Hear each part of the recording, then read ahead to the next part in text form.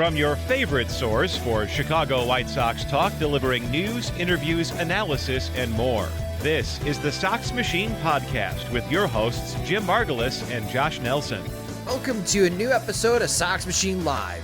I'm your host, Josh Nelson, alongside the managing editor of SoxMachine.com. It's Jim Margulis, as we are streaming live Wednesday night, September 20th, 2023. And boy, if you missed today's afternoon tilt between the Washington Nationals and the Chicago White Sox, you missed a phenomenal game. It was a doozy, and yeah, it was terrible. I'm sorry. I apologize. I'm hyping up a game that the White Sox lost by 10 to the Washington Nationals. And I had the wake-up call. So if you didn't get a chance to listen to the wake-up call, I warned you. I warned our listeners that it could be a high-scoring day for the Nationals because Michael Kopech was the opener. We knew Jesse Schultens was going to be pitching at some point for the White Sox. Those two have not been pitching well at all in the months of September, and it continues to get worse both for Kopech and Schultens, and it wasn't good for the bullpen at all for the White Sox. So, Jim, it's just this month of September was supposed to be the easiest month for the White Sox of the season, and before they got to September, the White Sox had the second easiest strength of schedule in Major League Baseball. Boy, they're making everyone look like juggernauts right now. Yeah, they're a team that everybody is glad to see. And right? Over the course of the 5.5 months we've been watching this team, early on, April, tough schedule, knew it could be bad, was worse than anybody imagined, but sure, tough schedule. You know, the contenders are playing like contenders. Also, like the Pirates were probably the best they ever were. They cooled off eventually too, but they're playing everybody tough at the time. So yeah, that's like the worst case scenario, but the teams were respectable. Then make him round easier. White Sox were 500-ish, June, 500-ish. And then July, the wheels came off again when the schedule toughened up. So the whole year we've been watching the schedule and saying, well, they're not even taking advantage of the soft spots really. So they don't really look like a team that is worth anything. And the AL Central is the only thing keeping them relevant. And sure enough, the wheels have completely come off. Pedro Grifol saying, a month ago that, losing 9-1, some energy goes out and I can't, that's unacceptable. And, I will address that. There's the quote. When you give up 5 runs in the first inning and 4 in the fourth or fifth and you're down 9-1, that's what kind of happens. And is it acceptable? No, but that's what happens. It's unacceptable because our job is to start the game and finish it with energy. And I will address that. Then the SpongeBob SquarePants freeze frame. 1 month later, they lose 13-3 to the Nationals, making errors in each of the first 2 innings. And sure enough, it's just more of the same. And somehow Grifol's job is safe, and they're bringing in more Royals in the front office that he can complement. And round it goes. Indeed. And we'll talk about those new front office hires in this episode of Sox Machine Live. We're also going to take a look at the MLB postseason races because after the series, the midweek series for some of these key races, it just continues to heat up. And now it enters a discussion of maybe the Houston Astros don't make the postseason, depending on how things play out in the American League. We'll get to that at the end of the show. But just to continue on with the White Sox losing to the Washington Nationals, an update. On the take-a-thon standings, the White Sox still have the 4th worst record in baseball, but man, they're trying to hunt down the Colorado Rockies. They're just a game and a half better than the Rockies in the take-a-thon standings. So right now, the White Sox have a 13.25% chance, of getting the number 1 pick in the 2024 Major League Baseball draft. Yeah, which team wants it less more? Clearly Kansas City doesn't want it. They've won 3 straight games. I don't know what they're thinking about. Just wrecking Cleveland's chances at any miracle run in the American League Central are pretty much clinching that for the Minnesota Twins. The Twins will probably be celebrating over this weekend, maybe as early as Friday, their AL Central Division title, which congrats to the Minnesota Twins for that. I suppose. I suppose. Good luck in the first round. Again, we'll be talking about how strong of an opponent the Minnesota Twins could be facing the first round. At least they'll be hosting that series. But yeah, the White Sox are 58-95. There's 9 games left to go in the season. So in order for the White Sox to avoid 100 losses, they got to go 5-4.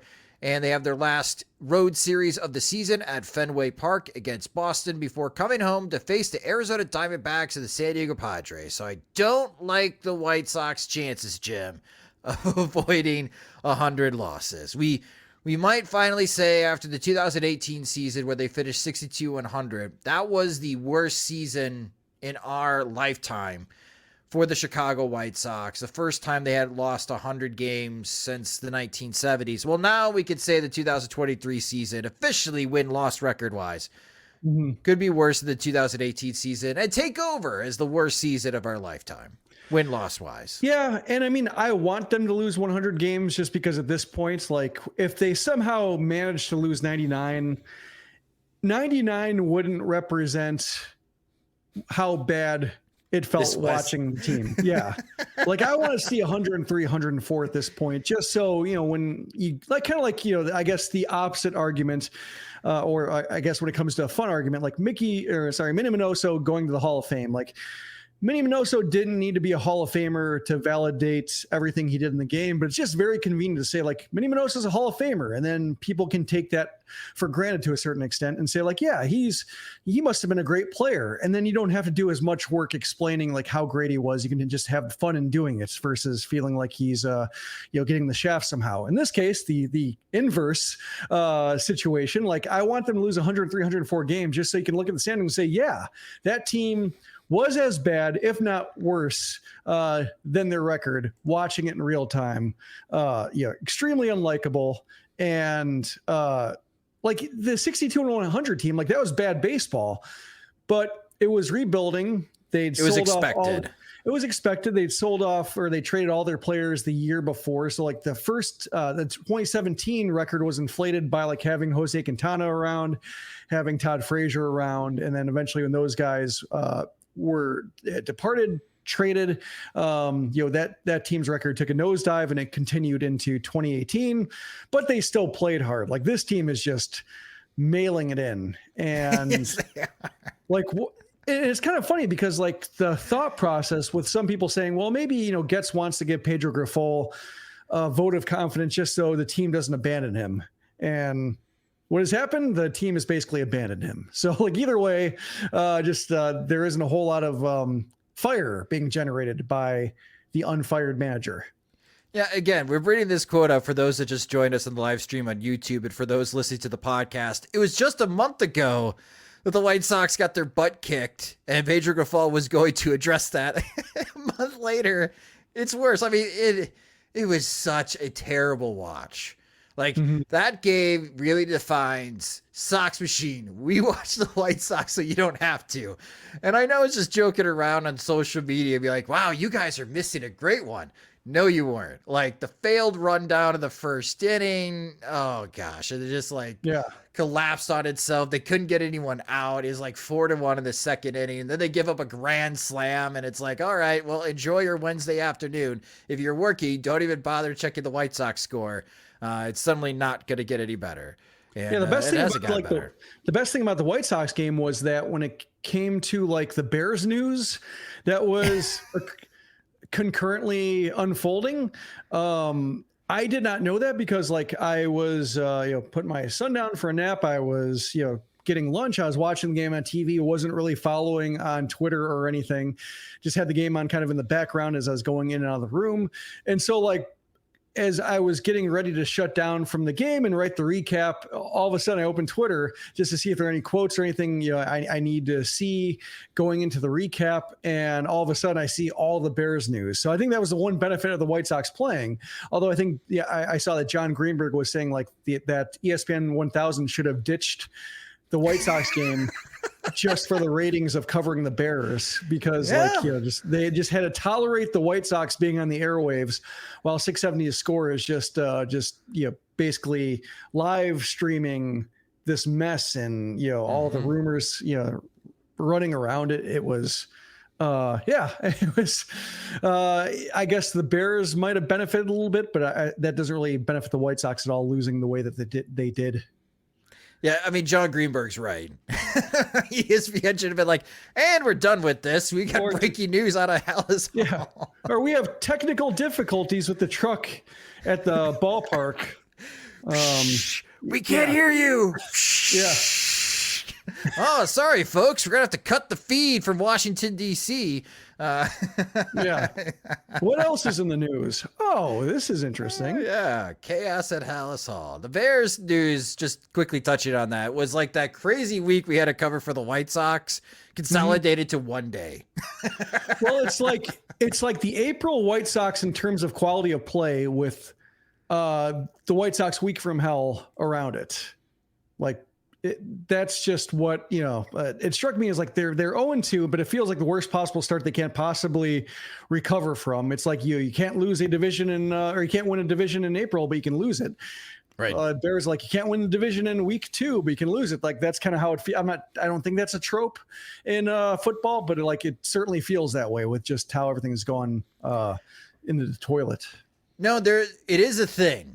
It's really difficult for teams that start 0-2 to make the playoffs for some weird reason. I'm not going to say there's so many games. Obviously, there's far more games in baseball, but like there's 14 or 15 games left to go in the season, depending on how far back you want to look at. But yeah, teams that start 0-2 just trip over themselves, and a lot of times they really struggle to recover. So that's your Bears talk and NFL talk. As we're aware of what's going on elsewhere in other sports. So let's talk about Chris Getz's new hires, and wasn't expecting this type of news to be dropped during the Tuesday night game in which the White Sox were ahead, and then Brian Shaw gives up a 3-run homer, and then the White Sox eventually lose 4-3 because Yohan Moncada and Luis Robert are the only ones hitting in that game. And Josh Barfield, Brian Bannister, Gene Watson added to the White Sox front office. And let's take a look at Josh Barfield first, Jim, because he was the first one to be announced to the White Sox front office. And Josh Barfield is going to be assistant GM to Chris Getz for the Chicago White Sox. He started off ex-major leaguer, but as far as working in the front office, he was a Diamondback scout, and then in 2019 became the D-backs director of player development in charge of the Diamondbacks farm system. And Jim pointed this out on SoxMachine.com in his column this morning. The Diamondbacks farm system has been really good the last 4 years. They have been a top 10 farm system, and obviously they are reaping the benefits of building one of these top farm systems with the way that they're playing and still in postseason contention, and they still have some promise in some upcoming years. So Josh Barfield has done a very good job in Arizona with the player development side. And now he joins the Chicago White Sox. And Jim, when it comes to Josh Barfield, like what's the hope here for the Chicago White Sox as he becomes an assistant GM? Well, the tough thing about the situation Barfield's coming into is that, while you want to say, hey, he's presided over some very good farm systems as farm director, you have him coming in after Chris Getz gets promoted from White Sox farm director basically to GM, and he's presided over a very disappointing farm system. And the people who are supportive of Getz, or at least saying like, yeah, he might have a chance to be successful at this, are saying, well, farm rankings really aren't a reflection of the farm director. They're more a matter of like who stocks the farm system, scouting and so forth. So like, that's one thing I wish that like, somebody else besides Getz were in charge, just so I didn't have that kind of conflict in my head trying to negotiate. Like, why is it true for one, not the other? One's probably a case of, maybe it is true. And Barfield doesn't deserve a whole lot of credit with what's going on in Arizona, aside from just, being a part of it, but also not driving the talent acquisition part. My hope is that one, he's refreshingly independent of the Royals, which is nice. Like no ties there. He like looking at how the White Sox might have known about him. Like the clearest one is that he was with the Diamondbacks while Tony La Russa was there. Dave Stewart was GM at the time, and Dave Stewart was considered his mentor. And Dave Stewart and Tony La Russa are real close. So if the White Sox were looking for somebody, that might have been a case of Tony La Russa saying, "Hey, I know a guy," and making it happen. But with Barfield, like he's young, 40 years old. So like all of a sudden the White Sox front office is younger. So hopefully that means, less stuck in their ways, or they don't have ways to be stuck in, more open-minded. So there's that. Also, like if the White Sox are trying to get more athletic and in a way that actually matters, like playing good defense, getting on base, like the Diamondbacks have a very athletic team. Like they have so many outfielders that they're able to trade one of their plus defender outfielders in Dalton Varsho to solve their catcher problem. So they have Jake McCarthy and Alec Thomas and Corbin Carroll in the outfield, and then they trade Dalton Varsho for Gabriel Moreno, and Moreno's doing nice things behind the plate for Arizona. So like, even if he isn't in charge of acquiring the players or the draft strategy or the international acquisition strategy, what have you, he might at least know what it looks like, whether players have it, whether they don't, the challenges they're responding to at various levels. He might have a sense of like, this isn't good. Or in the case of like, maybe if the White Sox actually, do hit on, like say George Wolkow or something like that, like coming up and said like, yeah, we can push him because he reminds me of this guy, like having a little bit of some context independent of the White Sox, independent of the Royals, that might actually help the White Sox determine what actually makes an athlete a good ball player.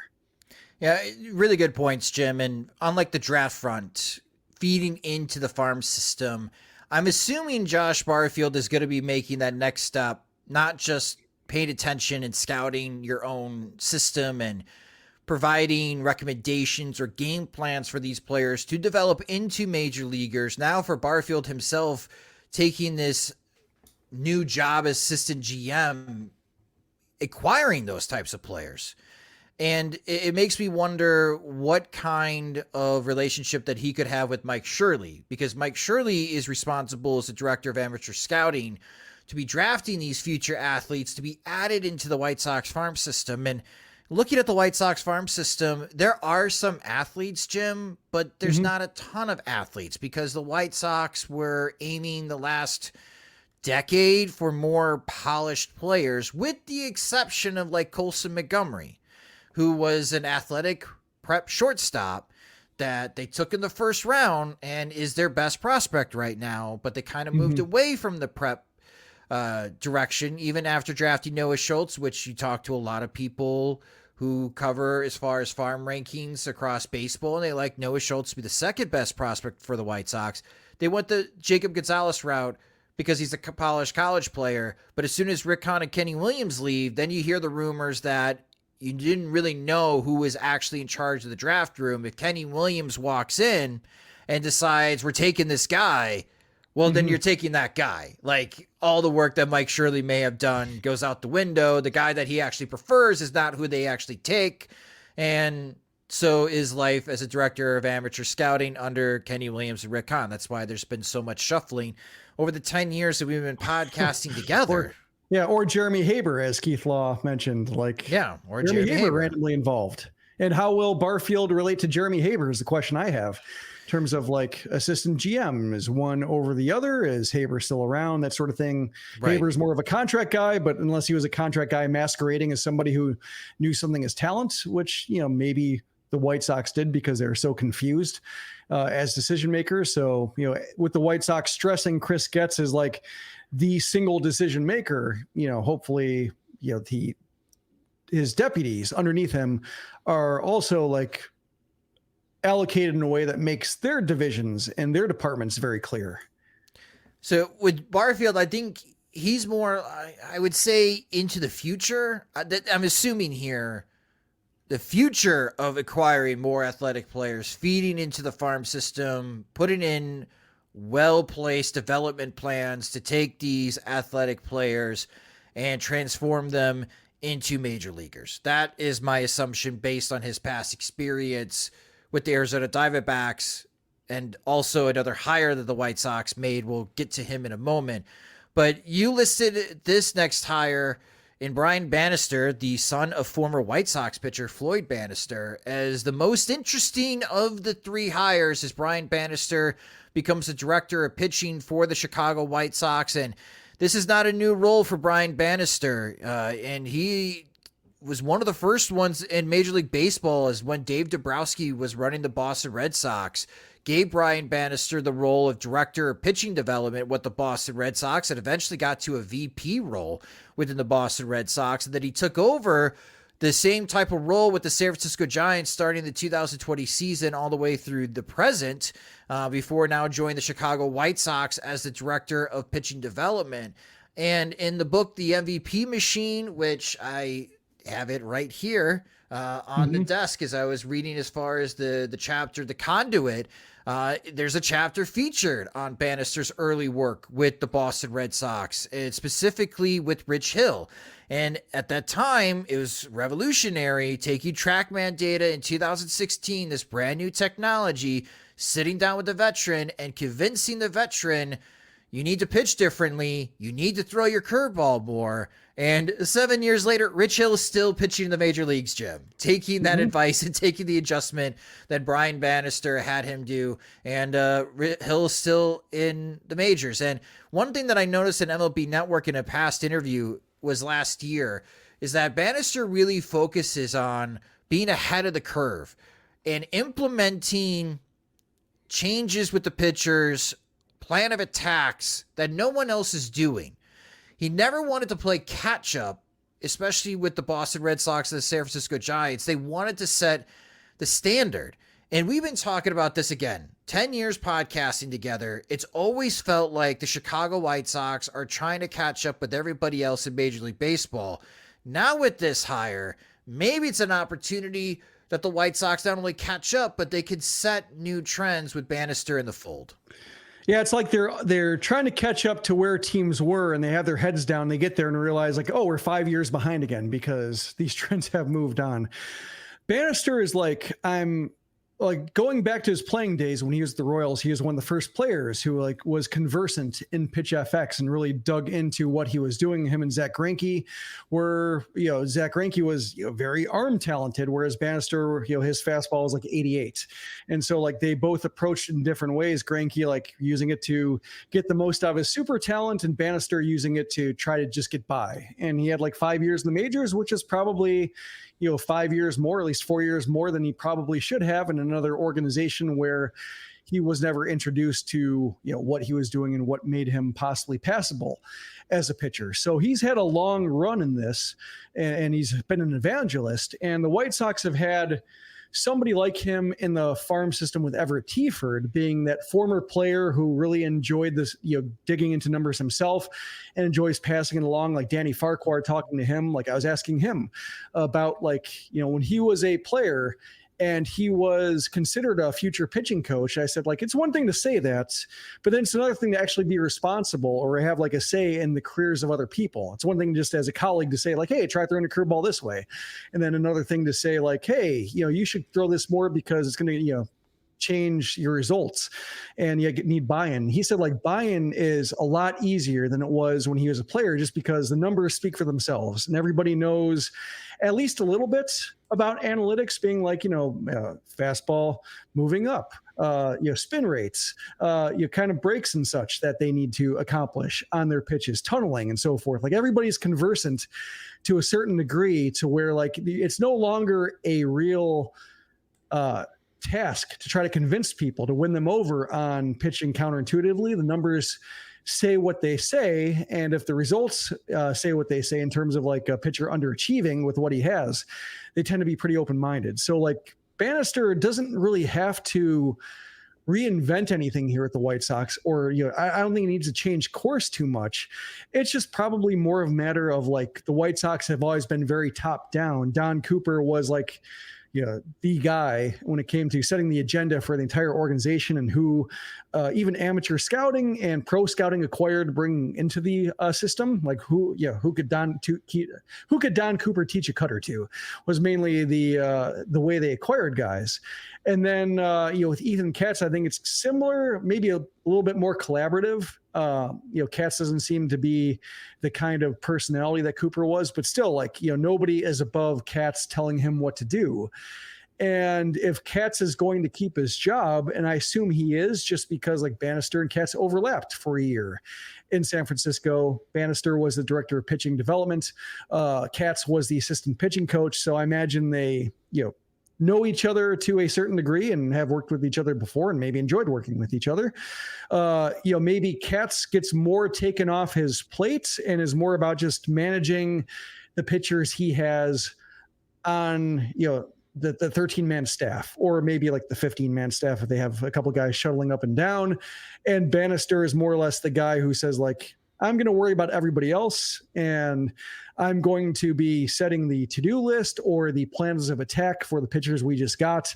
And you need to be the guy on the ground working with these guys every day to establish what they do. Like, I think that's maybe how it will work. I'm curious what his title is going to be, just because, like, the White Sox don't seem like the place to go if you're doing a lateral move. Like, so does he get like a VP? Does he get like a, assistant GM type job? Or is this like an example of like Chris Getz? They overlapped with Kansas City. Is this a case where Chris Getz does have some personal appeal with who he's worked with and who he's, knows through the professional ranks? Like, possible. Can't rule it out. So I'm very curious when he's introduced to see like exactly what he's doing, what his title is, and why he would go from the Giants to the White Sox when there really isn't a whole lot of professional reason, unless he just really like fixing stuff up. Well, he's going to have a couple of projects, right? Specifically with Dylan Cease and Michael Kopech, and having to get these guys back on track. Dylan Cease might be an easier project than Michael Kopech. Michael Kopech's a disaster right now. Moving him to the bullpen has not fixed anything.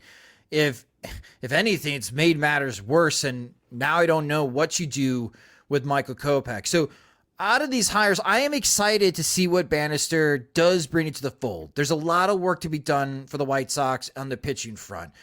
Right now, they're just trying to survive and get through this season, and we'll see in how much money Jerry Reinsdorf is willing to give Chris Getz to add to the player payroll in trying to rebuild a starting pitching staff on the fly. Because if Jerry Reinsdorf hired Chris Getz or promoted Chris Getz because he did not want to rebuild and wants a quick turnaround with this thing back into contention, Jerry, you're gonna have to spend money, and you're gonna have to spend money on pitching. You may have to spend a pretty penny on pitching, depending on the kind of quality that Chris Getz will need to tell you, and even Brian Bannister, and what you're going to need to win the American League Central. But at the very least, with Bannister coming in, I'm just hoping that he can implement good habits, because it just seems like some pitchers have taken advantage of either the resources the White Sox provide or going outside of the White Sox, like Codify, and try to use data to better themselves, but it's really inconsistent. It's sporadic. It's a few pitchers here and there, but not everybody. I'm hoping that with Bannister coming in, that the White Sox could just set a team standard that everybody in the pitching staff buys into it, and everybody takes this more seriously and uses the data to their advantage. Because boy, the pitchers today, using that data, they're just finding that edge to just beat out hitters every single day. And it just seems to be an easier and easier game for pitchers these days, even though with the high injury risk of what they do, that they're still making hitters look foolish and finding new ways to get them out. I'm just hoping that there's complete buy-in from the White Sox pitching staff in 2024 and beyond. Yeah, it's easier and easier for pitchers, except if they wear a White Sox uniform. Right. It seems like this last couple months, but we can make fun of that. We can I certainly, looking at the hires, not necessarily Bannister, but definitely the guy we haven't talked about yet, and just saying like more former Royals, etc. But I think a Bannister type hire is if they want to turn this around as quickly as Jerry Reinsdorf says, and it's not that just Jerry Reinsdorf's lazy, and I believe that's more the case. This is a hire that makes it easier to believe, even if you don't believe in like 2024 being a year worth anything. It's at least a case of just maybe some of 2024 will be useful. if they have like a bad first half, by the second half, you're starting to see a roster come together or a pitching staff come together.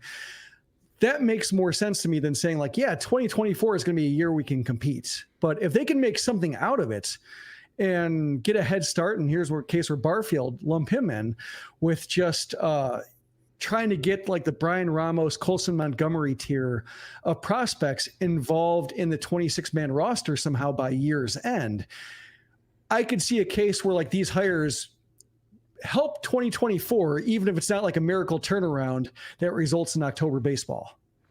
If Bannister can help get Dylan Cease back on track, and the White Sox are like 15 games below 500 still in 2024 at the trade deadline, then the White Sox can, I think teams would take it more seriously in their offers to Chris Getz for Dylan Cease. And because he has another year on his deal after the 2024 season, you can get a Luis Castillo type of return if Dylan Cease gets back on track to what he was in 2022 as the runner-up in the American League Cy Young. Like, that's still a pretty pessimistic way of looking at 2024, but it could be a realistic route. So I am optimistic, and I am hopeful that Brian Bannister could really help out with the White Sox pitching efforts. The third hire, I don't know, man. So Gene Watson joining the Chicago White Sox, and Watson is Kansas City Royals through and through. Started off a Kansas City Royals scout in 2006, was with the organization until 2020, becoming the director of scouting for the Royals. So he does own a World Series ring. In 2021, he became a senior advisor to the general manager of the Los Angeles Angels. That's not a great season for the Angels. In the last couple of years, Gene Watson has been the vice president of Major League Scouting for the Kansas City Royals. And one thing we know, that the Royals sure know how to scout major leaguers. I'm being sarcastic there. This is the hire that screams, we're just adding more Royals people to the organization. And this one I'm skeptical on. I'll leave the door open. Gene impressed me with the Major League Baseball, pro scouting, make some great recommendations in free agency. But Gene sounds like the guy that's going to make the Salvador Perez trade happen, Jim. He really does, in my opinion. That's among the things that frighten me. The other one is like it's a guy that makes Pedro Grifol feel more comfortable, and I think Pedro Grifol should be as uncomfortable as possible in his position right now, the way the team is responding to him. But like, just a guy that he knows, and like he can flatter publicly and just be annoying about it. But I'm imagining with like how young this brain trust is, because like Bannister's in his 40s, Getz is 40, Barfield's 40, like pretty young for a new brain trust, a new like crop of executives. So like if he wants to bring in somebody for veteran ballast to show the ropes, to have like a little bit deeper of a network, then sure, shrug, go for it. If it prevents Dayton Moore from coming aboard, like I'm for it. But good point. With Watson though, like I got to know his name because of reading Royals blogs and saying like, man, like, yeah, sure. Like they went to JJ Piccolo versus Dayton Moore, but so much of the front office is still the same and they're getting worse and worse. And why are these guys still have the same jobs? And sure enough, like Watson gets let go, and then they hire somebody from the Braves to be their director of amateur scouting. So like, it seems like they're trying to de-Royals as the White Sox are adding former Royals, and that doesn't add a whole lot of confidence. But if it's just like a veteran to help, kind of like a veteran bench coach for a rookie manager, like if it's that sort of thing, then sure, maybe we'll never hear about the guy and it's more or less fine. But yeah, I wish Barfield and Bannister, exciting. Watson, like, it's a lot of what's gone wrong, and now you have to brace the entire winter and hope that the Sal Perez rumors, they're not just trying to find people who can facilitate a Salvador Perez trade. I still think it's going to happen in the offseason. So with the White Sox brain trust here, as you found out when you were in Birmingham, Tony La Russa is involved, and he is serving as Jerry Reinsdorf's advisor. So Tony is Jerry's guy. So Tony must be going around the organization and reporting directly to Jerry. Not reporting directly to Chris, or maybe he's giving sage advice to Chris Getz. But this appears to be Getz' staff so far. Josh Barfield, Brian Bannister, Gene Watson. So Getz is still the point guy, but we do have new faces joining the White Sox front office. And I'm sure Kenny Williams Jr. is not coming back, so we can miss on that whole Hamlet plot. But I was looking forward to it. Poison in the air, yeah. But we're starting to see a front office get together, and they got some tough decisions that they'll have to make in probably late October, early November, once the season ends. Again, after the World Series ends, the White Sox have 10 days to decide the future on Tim Anderson and Liam Hendriks with those contract options. So those would be the two big decisions of Chris Getz' GM career for the Chicago White Sox, unless he surprises us and backtracks and decides to let Pedro Grifol go. But I don't envision that happening right now. We're going to take a quick break, but when we come back on Sox Machine Live, we're going to be talking about the Major League Baseball postseason races. The biggest acts are visiting Chicago this summer, on top of all the baseball games and other great concerts, theater shows too. It can be quite the chore and headache trying to secure tickets to all of these shows and events. Buying tickets shouldn't be stressful. Use Game Time to purchase your tickets.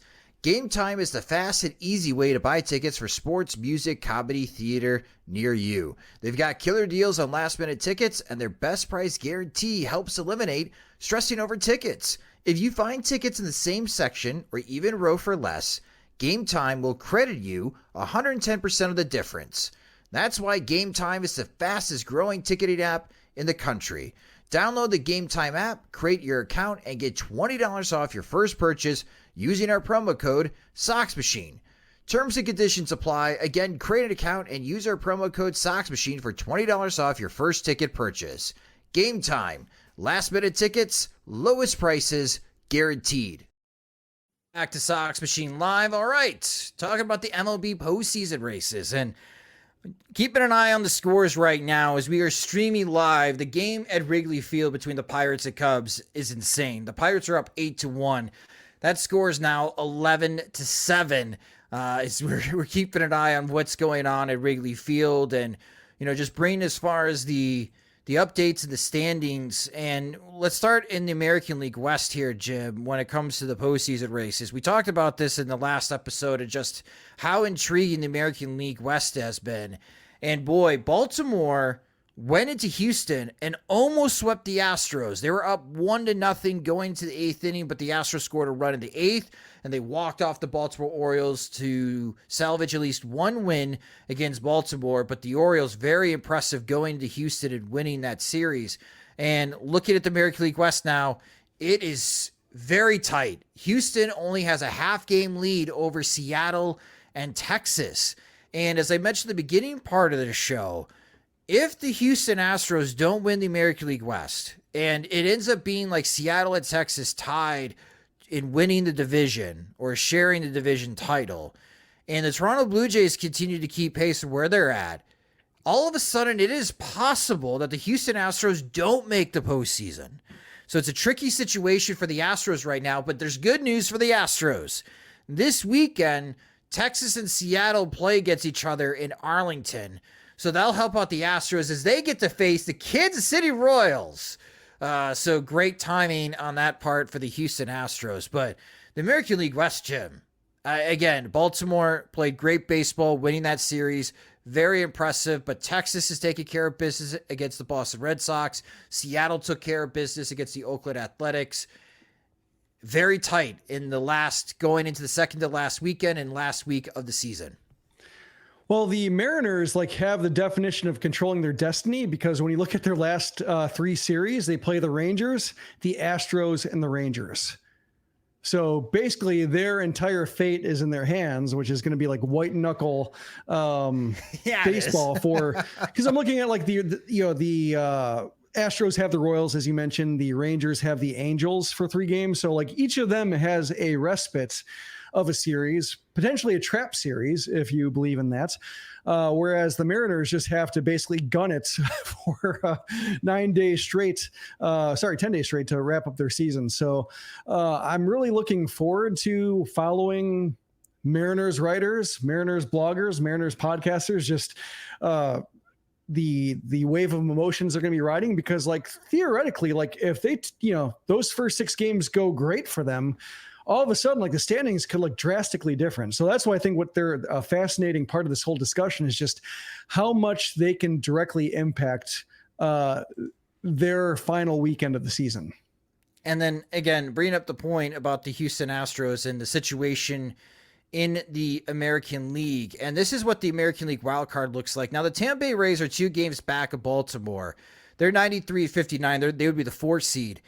But Toronto and Seattle and Texas being tied here. And again, Texas owns the tiebreaker over Toronto. So Toronto got to keep winning here. But the Blue Jays right now would be the 5th seed. They're just a half game ahead of Seattle and Texas. And again, the Astros are just a half game ahead of Seattle and Texas. So all of a sudden it becomes like a 4-team race where there's 3 playoff spots available. And unfortunately, one of Houston, Toronto, Seattle, and Texas is going to miss the playoffs. That's just the way it's going to unfold. And that's very intriguing going into the end of the season. I am loving the race in the American League, Jim, because, man, just this past homestand, a lot of people were asking me while watching the White Sox being the White Sox, like, who do I like in the World Series? And I told everyone, obviously, Atlanta, because the Braves have been phenomenal. But I feel like the way that the Houston Astros have been playing and everyone healthy now, that they would be the team to beat in the American League.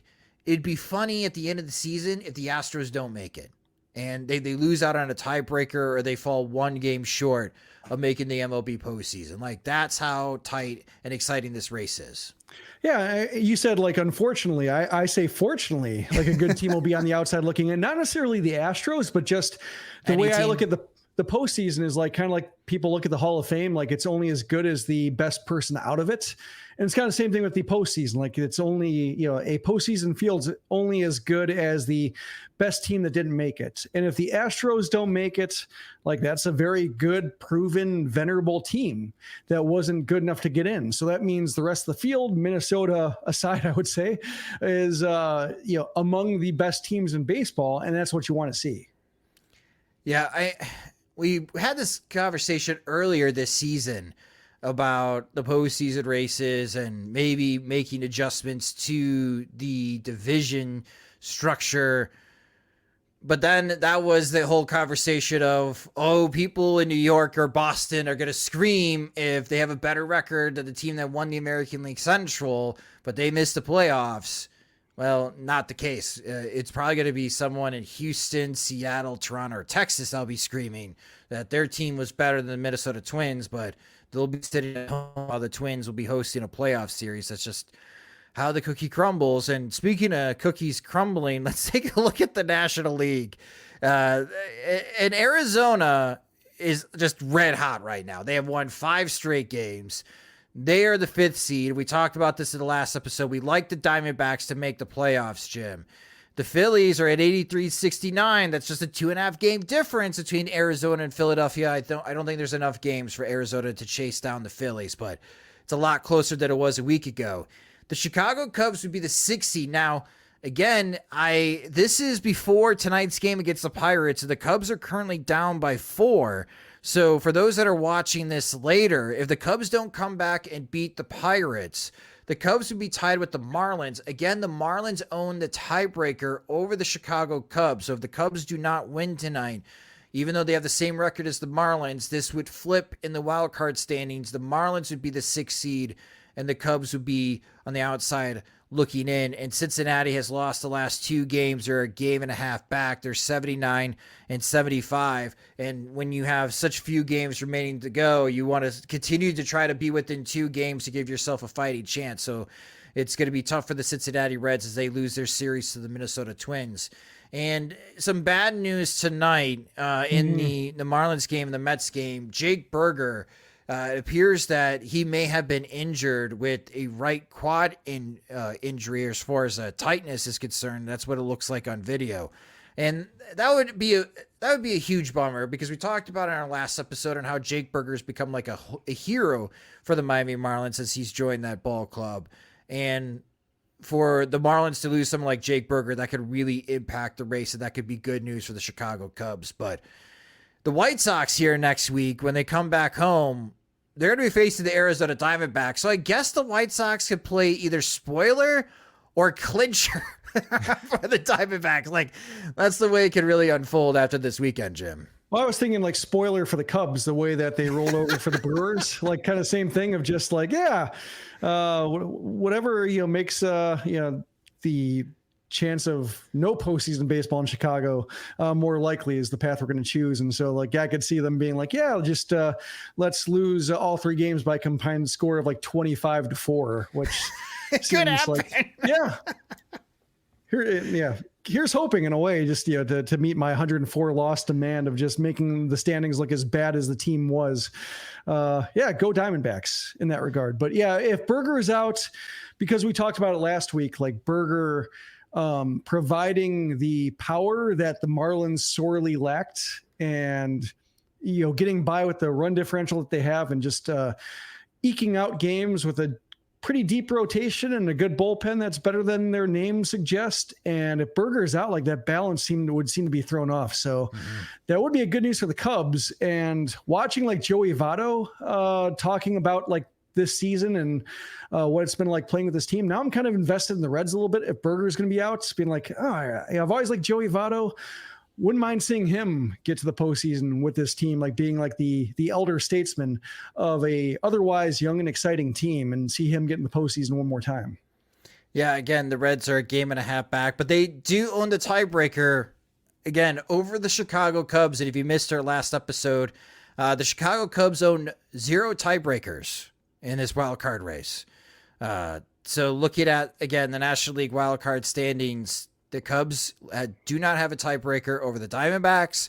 They lost a tiebreaker against the Marlins. They lost a tiebreaker against the Cincinnati Reds. The Cubs do not want to be tied with any of these teams for the 5th or 6th seed in the National League postseason, because if they are, they're going to be out.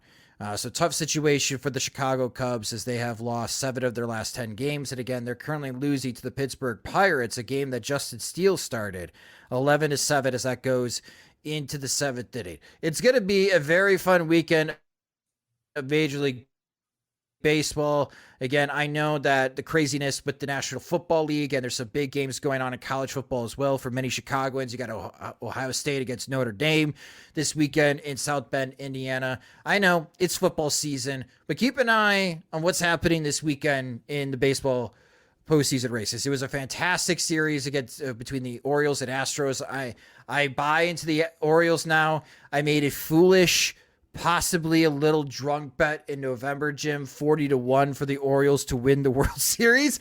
And here they are, looking really strong right now, looking to be the number 1 seed in the American League. I thought it was a bet to win the American League pennant, but no, I have them winning the World Series evidently. So go O's. But yeah, it's, again, lots of football this weekend. Obviously, with all the drama with the Chicago Bears, people will be paying attention to on how they perform in Kansas City. But continue to watch baseball.